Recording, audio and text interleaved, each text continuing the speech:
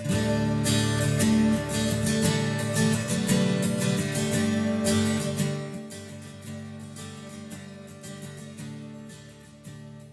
everyone, welcome back to the Quiet Rebellion, and I am Kathie, and I'm super excited that you're here. Today I wanted to talk to you about something that's kind of been on my mind. It was actually a quote by Thomas More, and I had shared it on Facebook a while ago, but somebody liked it recently, and it just brought the quote back to the forefront of my mind, and it's been tugging at my thoughts since. And what Thomas More had to say was that you can't force simplicity, but you can invite it in by finding as much richness as possible in the few things at hand. Simplicity doesn't mean meagerness, but rather a certain kind of richness, the fullness that appears when we stop stuffing the world with things. That last part, especially the fullness that appears when we stop trying to stuff the world with things. Goodness, doesn't that just hit you right in the heart? Because so often simplicity is mistaken for meagerness or minimalism, for restriction, all kinds of things that mean we're lacking, as if simply living means living with less joy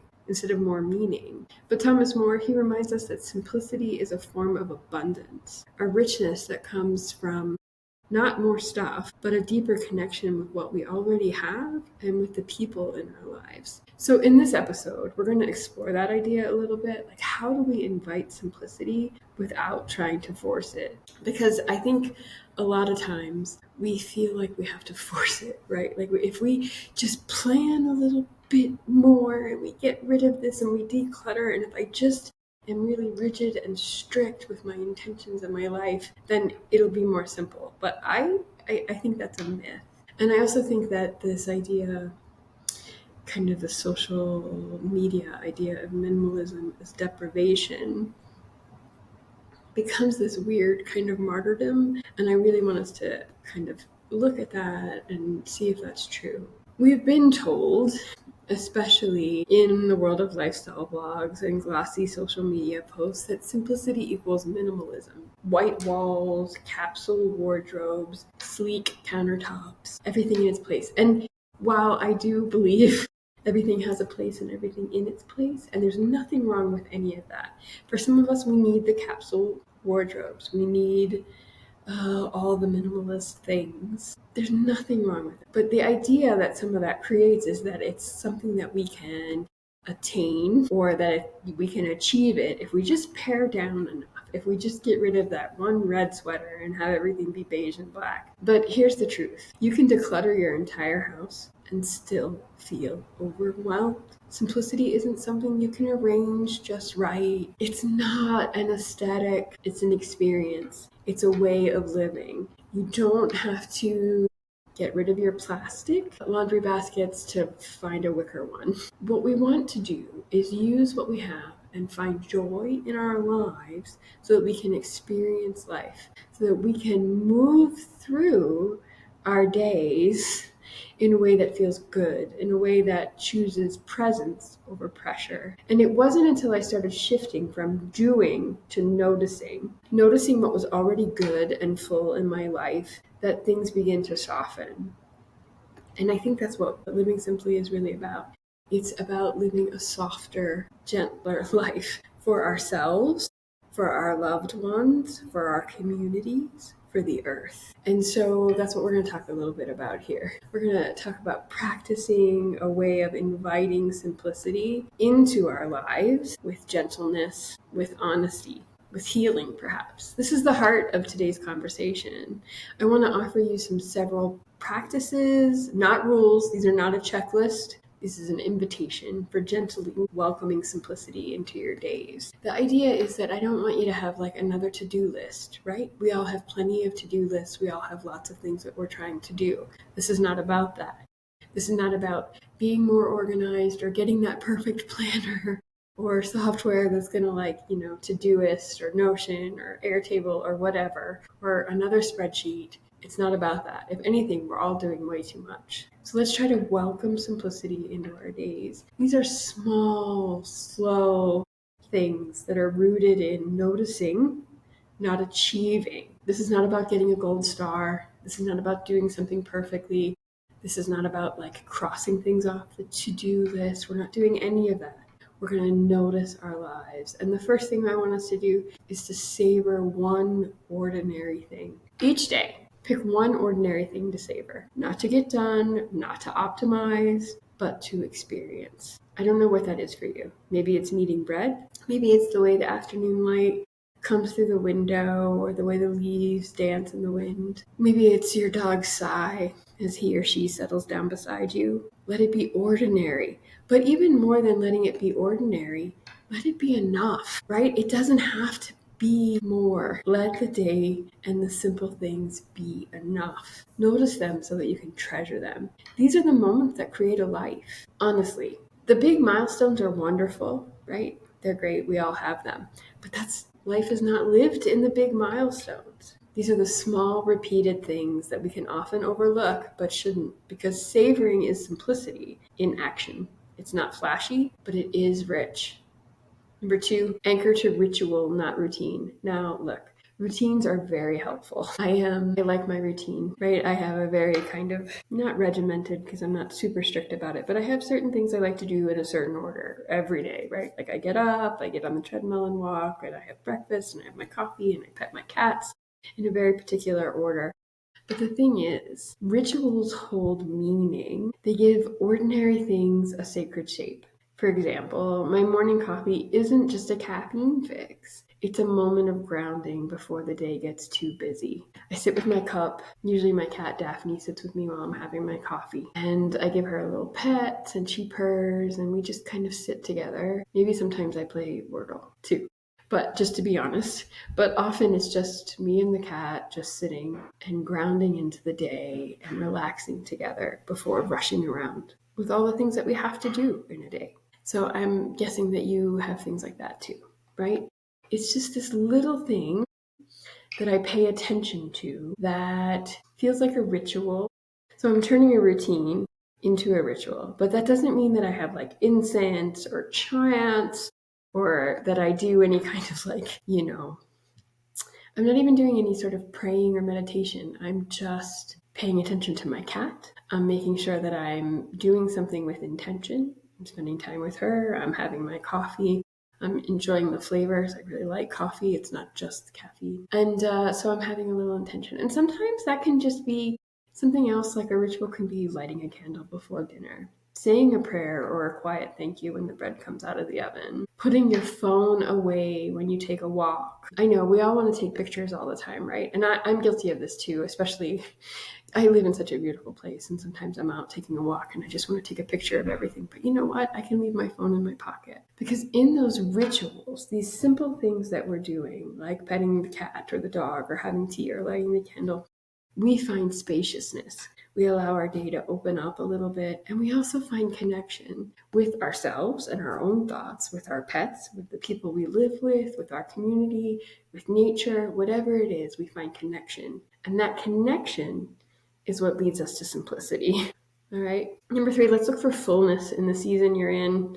So since we're recording this in kind of mid to late autumn, this is kind of a season of retreat, of falling leaves and early darkness, of roots, not blossoms. And yet there's such amazing fullness here. It can be things like stews simmering on the stove, wool sweaters, handmade quilts, the scent of a wood smoke coming from a fire, maybe geese still flying south overhead. Nature is not sparse. It's just different. It's quieter, deeper, and it's riotous underneath the ground. That's a quote, and I can't remember by who. I'll try to put it in the show notes. And if we live in sync with that, nature, with the riotous roots and the calm exterior and the opening up as the leaves fall, we can feel all of that shift too. And instead of fighting the darker evenings or trying to keep the same pace as summer or spring, maybe we can let ourselves soften. Maybe we bake more, read more. I do both. Nap more. I tend to nap more once it gets really cold. Maybe we light a candle at breakfast and journal, just because the dark tells us we need a little more light. And while electric lights are wonderful, and if you need the lights for the seasonal affective disorder, please use them. But sometimes just having that soft glow of a candle allows us to notice and feel and just slow down. So if you can light a candle, it means it really has such an amazing power to help us all calm down. When we stop fighting the season, whatever season it is, we happen to be recording this now in autumn, but it doesn't matter. Whatever season, if you stop fighting it, we will begin to find the richness it offers and all of the special charms each season has to offer us. Number 4, let's let things be incomplete. This one is so tender and it's so hard for so many of us, probably especially for women. So much of the world tells us to finish things. Wrap it up, let's go, check it off your list. But sometimes we should just enjoy the process. What if we just allow ourselves to find some joy in the half-knit scarf? The essay we're still thinking about writing, but we haven't put pen to paper. The sourdough starter we haven't quite figured out. Or that cookie recipe that isn't quite doing what we want it to. We don't have to rush to completion. Now, I don't feel like we should have 14,000 unfinished projects around the house because that gets to be overwhelming in its own right. But sometimes there is a richness in becoming, exploring, in playing, in doing something where we just kind of circle around it and enjoy the process as it just kind of unfolds slowly around us. Simplicity doesn't mean every corner is neat and tidy. Sometimes it means leaving room for mystery, for experimentation, for being a beginner. We don't allow for beginners very often in this society. Problem is we all scroll social media and we see Susie's embroidery project and it's amazing and beautiful, but we don't know that she's been doing it for 25 years. We didn't see her beginning projects, we only see her very advanced projects. Be a beginner. Rip out the stitches of the knitting project that you started to tackle, but maybe a little beyond your skills. Get help from somebody so that you can become more advanced. Let go of perfection is one of the simplest and hardest things we can do. But the space it can create when we let go of perfection is like mind-boggling and opening. I get it. I want to be really good at the things I do, but sometimes we just need to let ourselves be bad so that we can be good later. Number 5, let's choose connection over collection. And I kind of feel like this is probably the heart of that quote. When we stop stuffing the world with things, what we're often yearning for isn't more items, it's more meaning. Instead of buying something new, could we write a note to a friend instead? We have a whole episode on writing letters. Instead of scrolling for inspiration on social media, can we pick up a craft project? Can we call somebody who already knows us well? Having stuff and things is not inherently bad. The problem is we use the collection of stuff to fill the space of connection. Real, honest connection with human beings, with nature, with our community. That's what makes life feel full. So today, instead of collecting more, try connecting more. With nature, go for a walk. With yourself, those rituals we talked about. With another human being, make a phone call, send a letter. That's where simplicity really shines. It is in that connection. I promise. See, choosing to live simply, richly simply, is a rebellion, a soft and steady rebellion against a culture that equates worth with busyness and success. Oh my goodness, and with accumulation. When we say enough, we are choosing connection over comparison, presence over performance. And that is in no small way a powerful, rebellious act. So often I hear from women, especially those of us in midlife, who say they feel like they've been running their whole lives, juggling work and family and expectations, and they're tired. They want something different. But what they don't know is where to start.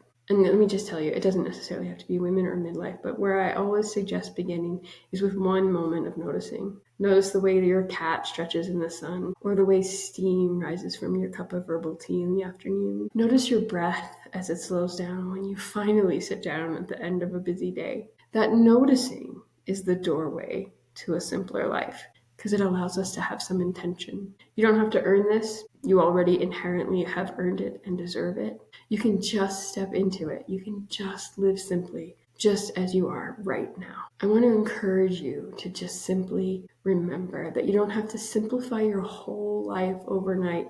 You can't. It's not possible. You don't have to declutter your whole house. Not today, not tomorrow, not this year if you don't want to. You can't. anyway. Probably you certainly can't do it in one day. You can't simplify your whole life overnight and maintain it in any sort of doable way that doesn't become stressful. You don't have to fit into anyone else's idea of what simple living looks like. Certainly not some stranger on social media. You just have to start noticing the richness that already exists in your life. Simplicity is not scarcity, it's fullness. It's the changing leaves, the quiet evening at home, that sense of peace that settles in when you realize you don't need to stuff your life with more to feel whole. You can feel whole by already embracing what you have and feeling like it's enough. So I'm going to leave you with a gentle challenge. What's one small thing in your life right now that feels unexpectedly rich or meaningful? It doesn't have to be grand. In fact, it probably won't be or even shouldn't be. The small things are often the most sacred. What is that thing? I'd love it if you'd share with me. You can leave me a comment on YouTube or Instagram or send me an email. I welcome your thoughts, and I really encourage you to find some simple joy and connection in all of the small things at your hand today. Thanks for listening, friends.